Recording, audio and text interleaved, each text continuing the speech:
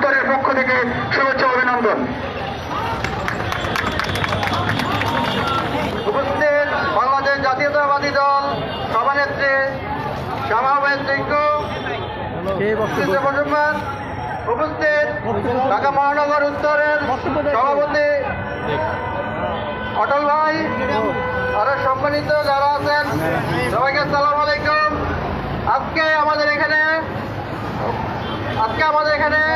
মানববন্ধন ছাত্রলীগ কর্তৃত্ব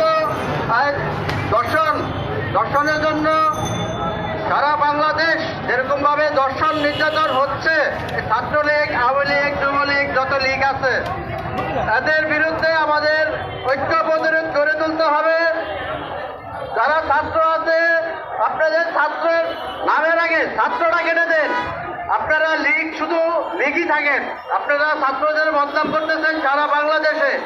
সারা বাংলাদেশ যেরকম গুম, হোম, দর্শন হচ্ছে, এই জন্য একমাত্র সরকার দলীয় আওয়ামী লীগ, ছাত্রলীগ, যুবলীগ এরাই দায়ী। সারা বাংলাদেশে এরা নৈরাজ্য কায়েম করছে।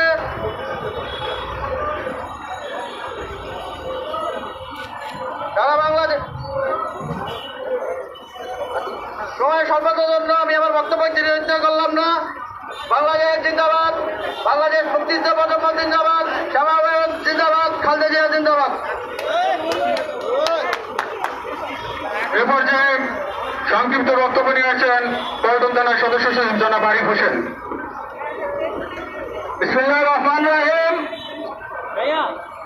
উপস্থিত সম্মানিত সভাপতি, এখন উপস্থিত আছেন আমাদের সম্মানিত ম্যাডাম শ্যামাবাইন এবং আলাল ভাই সহ নেতাকর্মী, আসসালামু আলাইকুম। আমরা আজকে এখানে কেন দাঁড়াইছি আপনারা সবাই জানেন। ছাত্রলীগ যেভাবে সারা বাংলাদেশে এবং নির্যাতন চালিয়ে যাচ্ছে, এই বাংলাদেশ আমাদের মা বন্ধুকে বাইরে থাকতে দেবে না। তারা যেভাবে শুরু করেছে তাদেরকে কিভাবে থামাতে হবে, এই প্রশাসন কি দেখেও দেখে না। এদের এই নির্যাতন, সেই নির্যাতনের প্রেক্ষিতে আমরা এখানে দাঁড়াইছি, মানববন্ধন করতেছি।